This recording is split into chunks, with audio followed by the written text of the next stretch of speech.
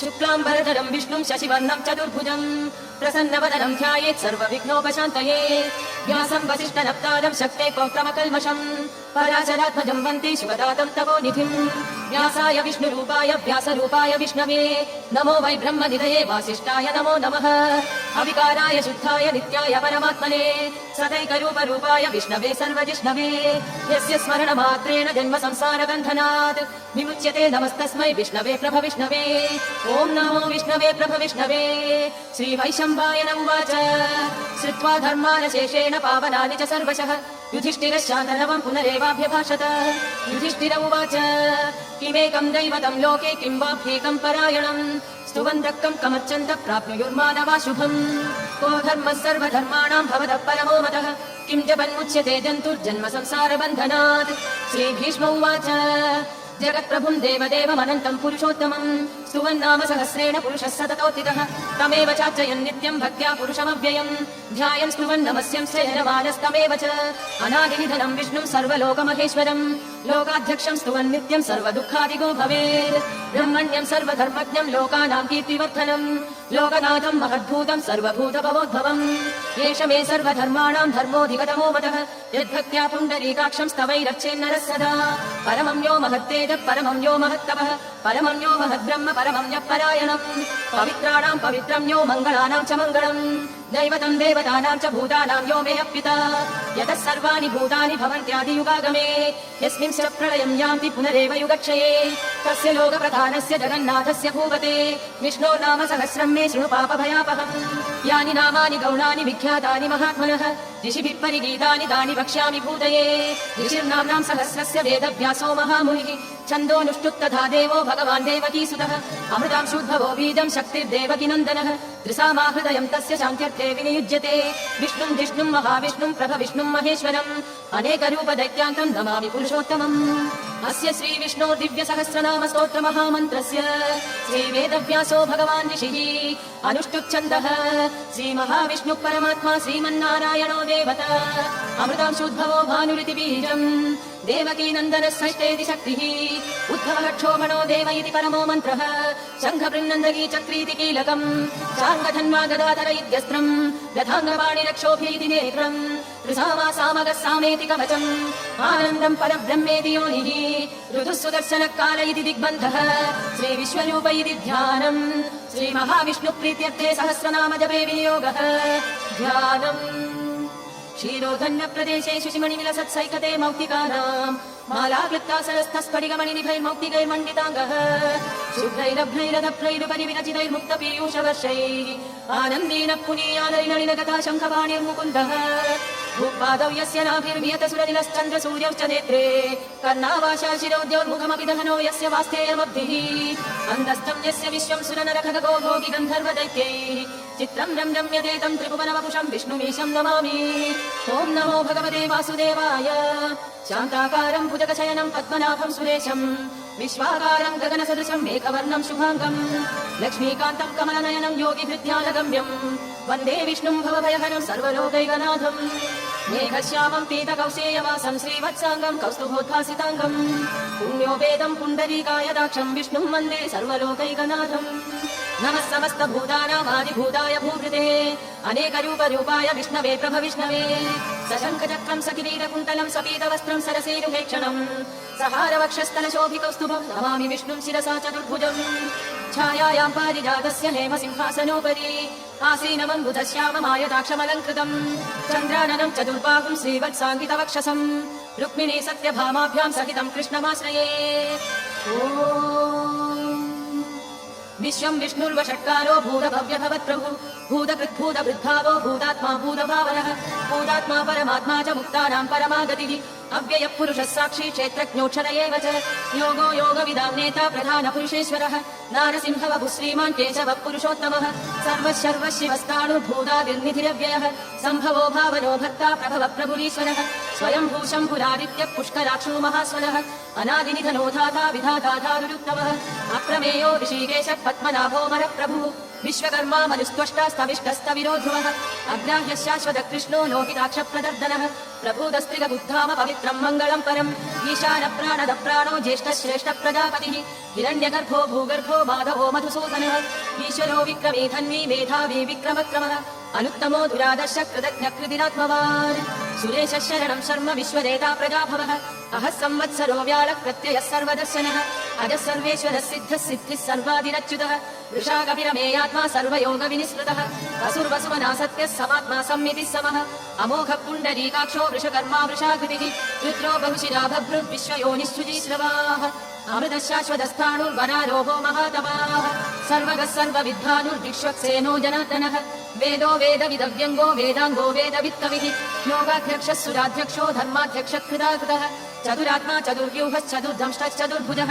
राजिष्णुर्भोजनं भोक्ता स विष्णुर्जगदादिजः अनघो विजयो जेता विश्वयोनिः पुनर्वसुः उपेन्द्रो वामनप्रांशुरमोघः शुचिरूर्जितः अतीन्द्रः सङ्ग्रहः सर्गो धृतात्मा नियमो यमः वेद्यो वैद्यः सदा योगी वीरः माधवो मधुः अतीन्द्रियो महामायो महोत्साहो महाबलः महाबुद्धिर्महावीर्यो महाशक्तिर्महाद्युतिः अनिर्देश्य वपु श्रीमान् अमेयात्मा महाद्रिधृक् महेश्वासो महीभद्रा श्रीनिवासः सदां गतिः अनिरुद्धः सुरानन्दो गोविन्दो गोविदाम्पतिः मरीचिर्दमनो हंसः सुपर्णो भुजगोत्तमः हिरण्यनाभः सुदवां पद्मनाभः प्रजापतिः अमृत्युः सर्वदृक्सिंहः सन्धाता सन्धिमान् स्थिरः अजो दुर्मर्षणः शास्ता विश्रुतात्मा सुरारिः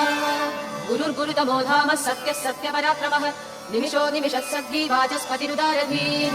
अग्रणीर्ब्राह्मणी श्रीमान् न्यायो नेता समीरणः सहस्रमूर्धा विश्वात्मा सहस्राक्षः सहस्रपाद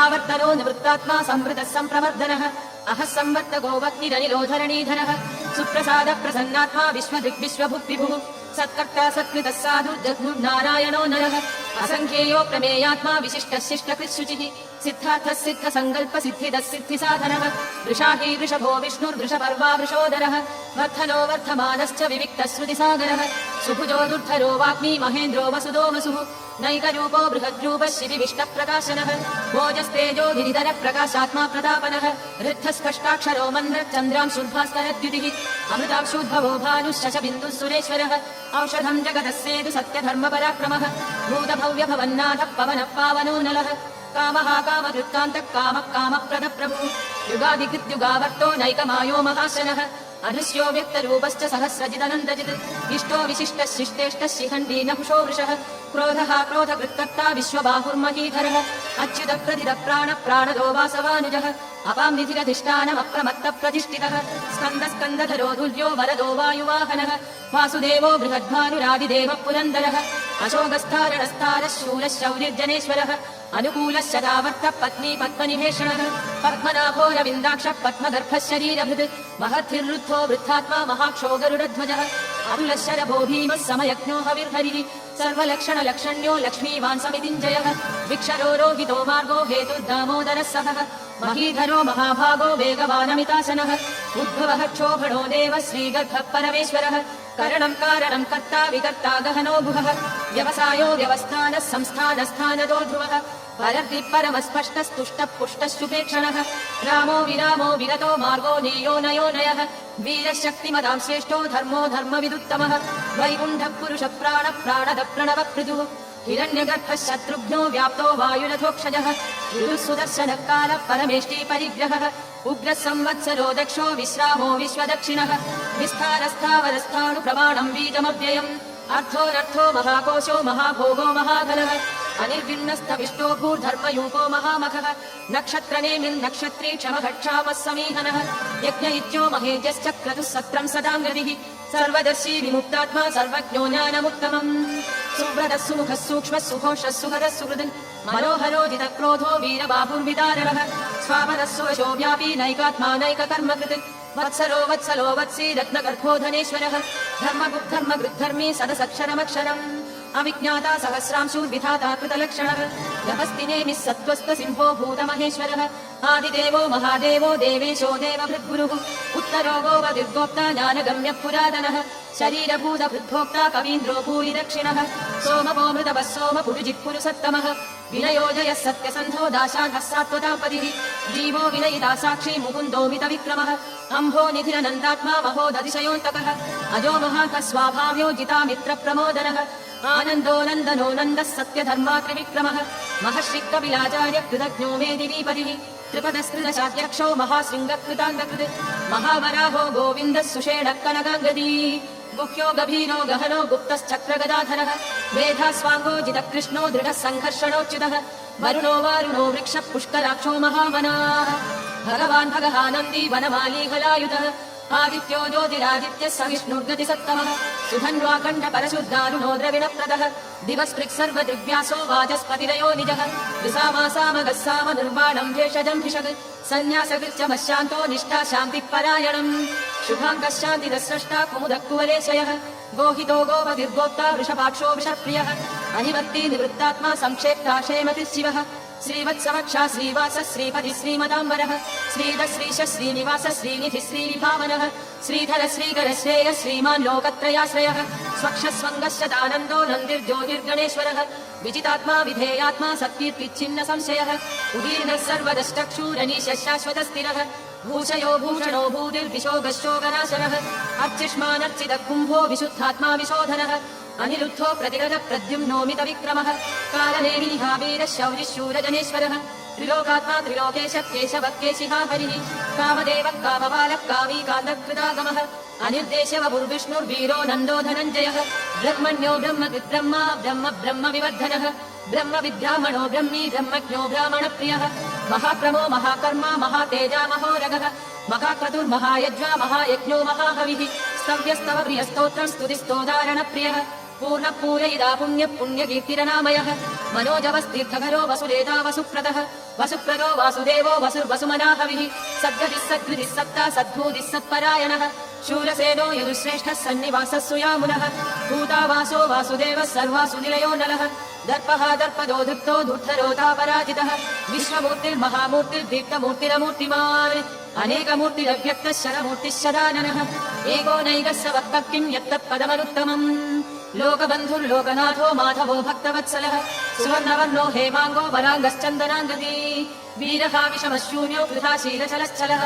अमानीमानदो मान्यो लोकस्वामी त्रिलोकदृक् सुमेधा मेधजो धन्यः सत्यमेधाधराधरः तेजो वृषोदितिधरः सर्वशास्त्रप्रदाम्बरः प्रग्रहो निग्रहो व्यग्रो नैकशृङ्गो गदाग्रजः चतुर्मूर्तिश्चतुर्बाहुश्चतुर्व्यूहश्चतुर्गतिः चतुरात्मा चतुर्भावश्चतुर्वेदविदेकपात् समावर्तो निवृत्तात्मा दुर्जयो दुरतिक्रमः दुर्लभो दुर्गमो दुर्गो दुरावासो दुरारिः शुभाङ्गो लोकसारङ्गः सुतन्तुस्तन्दुवर्धनः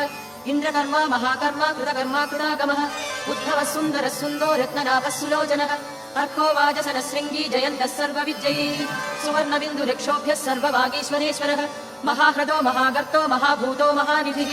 ऊरकुन्दरः कुन्दः पर्जन्यः पावनो निलः अमृताशो मृतवपुः सर्वज्ञः सर्वतोमुखः सुलभः सुप्रदः सिद्धः शत्रुजित् शत्रुतापनः न्यग्रोधोदुम्बरोश्वत्थश्चाणूरान्तनिषूधनः सहस्राक्षिः सप्तजिह्वः सप्तैधा सप्तवाहनः अमूर्तिरनघो चिन्त्यो भयकृद्भयनाशनः अणुर्बृहद्विषस्थूलो गुणभृन्निर्गुणो महान् अधृतस्वधृतस्वास्य प्राग्वंशो वंशवर्धनः भारवृत्कथितो योगी योगीशः सर्वकामदः आश्रमश्रमणः क्षामः सुवर्णो वायुवाहनः धनुर्धरो धनुर्वेदो दण्डो दमयितादमः अपराजितः सर्वसहो नियन्ता नियमो यमः सत्त्ववान् सात्विकः सत्यः सत्यधर्मपरायणः अभिप्राय प्रियार्होऽर्हः प्रियकृत्प्रीतिवर्धनः विहाय सगतिर्ज्योतिः सुरुचिर्हुतभुद्विभुः रविर्विरोचनः सूर्यः सविता न विलोचनः अनन्तो हुतभुक्भोक्ता सुखदो नैकजोग्रजः अनिर्विण्णः सदामश्री लोकाधिष्ठानमद्भुतः सनातनतमः कविरः कविरव्ययः स्वस्तिदः स्वस्ति कृत्स्वस्ति स्वस्ति भुक् स्वस्ति दक्षिणः अरौद्रकुण्डली चक्री विक्रम्योचितशासनः शब्दाधिकः शब्दसः शिशिरः शर्वरीकरः अक्रूरप्पेशलो दक्षो दक्षिणः क्षमिनाम्बरः विद्वत्तमो वेदभयः पुण्यश्रवणकीर्तनः उत्तारणो दुष्कृतिः पुण्यो दुःस्वप्ननाशनः वीरः रक्षणः सन्तो जीवनः पर्यवस्थितः अनन्तरूपो नन्दश्रीर्जितमन्युर्भयापहः चतुरस्रो गभीरात्मा विदिशो व्यादिशो दिशः अनादिर्भूभुवो लक्ष्मी सुवीरो रुचिराङ्गदः जननो जनजन्मादिर्भीमो भीमपराक्रमः आधारनिलयो धाता पुष्पहासप्रजागरः ऊर्ध्वगः सत्पथाचारः प्राणदः प्रणवप्रणः प्रमाणम् प्राणनिलयम् प्राणभृत्प्राणजीवनः तत्त्वम् तत्त्वविदेकात्मा जन्म मृत्युजरादिगः भूर्भुवः स्वस्तरुस्तारः सविता प्रपितामहः यज्ञो यज्ञपतिर्यज्वा यज्ञाङ्गो यज्ञवाहनः यज्ञभृत्यज्ञकृत्यज्ञी यज्ञगुह्यज्ञसाधनः यज्ञान्तकृत्यज्ञगुह्यमन्नमन्नादयेव च आत्मयोनिः स्वयम् जातो वैखानः सामगायनः देवकी नन्दन स्रष्टा शिरीशः पावनाशनः शङ्खभृङ्गन्दकी चक्री चाङ्गधन्वा गदाधरः रथाङ्गपाणिरक्षोभ्यः सर्वप्रहरणायुध ॐ नम इति वनमाली गतीशाङ्गी शङ्खी चक्री च नन्दकी श्रीमान्नारायणो विष्णुर्वासुदेवोऽभिरक्षतु वनमाली गतीशाङ्गी शङ्खी चक्री च नन्दकी श्रीमान्नारायणो विष्णुर्वासुदेवोऽभिरक्षतु वनमाली गतीशाङ्गी शङ्खी चक्री च नन्दकी श्रीमान्नारायणो विष्णुर्वासुदेवोऽभिरक्षतु वासुदेवोऽभिरक्षतु ॐ नम इति किरीटं कीर्तनीयस्य केशवस्य महात्मनः नाम्नां सहस्रं दिव्यानाम् अशेषेण प्रकीर्तितम् य इदं शृणुयान् नित्यं यश्चापि परिकीर्तयेत् नाशुभं प्राप्नुयात् किञ्चित् सोमुत्रे भजमानः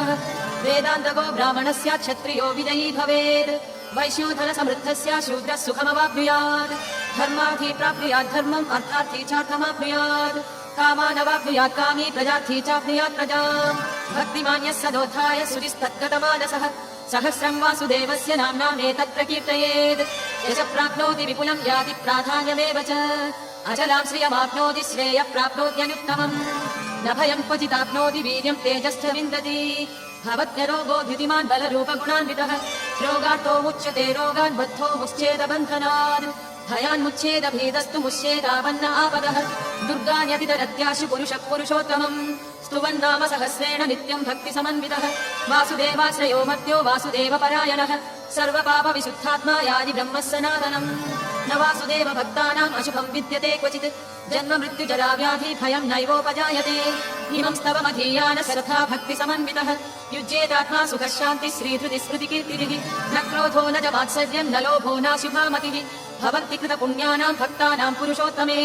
द्यौषचन्द्रार्कनक्षत्राकं दिशो भूर्महो दधिः वासुदेवस्य वीर्येण विधृतानि महात्मनः ससुरासुरगन्धर्वं सयक्षोरगराक्षसम् जगद्वशे वर्तते तं कृष्णस्य सचराचरम् इन्द्रियाणि मनोबुद्धिः सत्त्वं तेजो बलं धृतिः वासुदेवात्मकान्याहुः क्षेत्रं क्षेत्रज्ञ एव च सर्वागमानामाचार प्रथमं परिकल्पते आचार प्रभवो धर्मो धर्मस्य प्रपुरच्युतः ऋषयः पितरो देवा महाभूतानि धातवः जङ्गमाजङ्गमं चेतं जगन्नारायणोद्भवम् योगो ज्ञानं तथा साङ्ख्यं विद्या शिल्पादिकर्म च वेदाशास्त्राणि विज्ञानं एतत् सर्वं जनार्दनात् एको विष्णुर्महद्भूतं बृहद्भूतान्यनेकचः त्रीन् लोकान् व्याप्य भूतात्मा भुङ्क्ते विश्वभुगव्ययः इमं स्तवं भगवतो विष्णोर्व्यासेन कीर्तितम् पठेद्य इच्छेत् पुरुषः श्रेयः प्राप्तुं सुखानि च विश्वेश्वरमजं देवं जगदप्रभुमव्ययम् भजन्ति ये पुष्कराक्षं न ते यान्ति पराभवम् ॐ नम इति अर्जुन उवाच पद्मपत्र विशालाक्ष पद्मनाभसुरोत्तम भक्तानामनुरक्तानां त्राता भव जनार्दन श्रीभगवानुवाच यो मां नाम सहस्रेण स्तोतुमिच्छति पाण्डव सोऽहमेघेन श्लोकेन स्तुत एव न संशयः ॐ नम इति व्यास उवाच वासनात् वासुदेवस्य वासितं भुवनत्रयम् सर्वभूतनिवासोऽजि वासुदेव नमोऽस्तुते श्रीवासुदेव नमोऽस्तुते ॐ नम इति पार्वती उवाच केनोपायेन लघुना विष्णो नाम सहस्रकम् पठ्यते पण्डितैर्नित्यं श्रोतुमिच्छाम्यहं प्रभो ईश्वर उवाच श्रीराम राम रामेति रमे रामे मनोरमे सहस्रनाम तत्तुल्यं राम नाम वरानने श्रीराम राम रामेति रमे रामे मनोरमे सहस्रनाम तत्तुल्यं राम नाम वरानने श्रीराम राम रामेति रमे रामे मनोरमे सहस्रनाम तत्तुल्यं राम नाम वरानने राम नाम वरानन ॐ नम इति ब्रह्म उवाच नमोऽस्त्वनन्दाय सहस्रमूर्तये सहस्रपादाशि शिरोरुबाहवे सहस्रनाम्ने पुरुषाय शाश्वते सहस्रकोटियुगधारिणे नमः सहस्रकोटियुगधारिणे नमः ॐ नम इति सञ्जय उवाच यत्र योगेश्वर कृष्णो यत्र पार्थो धनुर्धरः तत्र श्रीविजयो भूतिर्ध्रुवा नीतिर्मतिर्मम श्रीभगवानुवाच अनन्याश्चिन्तयन्तो मां ये जना पद्विपासते तेषां नित्याभियुक्तानां योगक्षेमं वहाम्यहम् परित्राणाय साधूनां विनाशाय च दुष्कृतां धर्म संस्थापनार्थाय सम्भवामि युगे युगे आर्ता विषण्णा शिथिलाशपीता घोरेषु च व्याधिषु वर्तमानाः सङ्गीत्य नारायण शब्दमात्रं विमुक्तदुःखा सुखिनो भवन्तु कायेन वाचा मनसेन्द्रियैर्वा बुद्ध्यात्मना वा प्रकृते स्वभावात् करोमि यद्यत् सकलं परस्मै नारायणायेति समर्पयामि।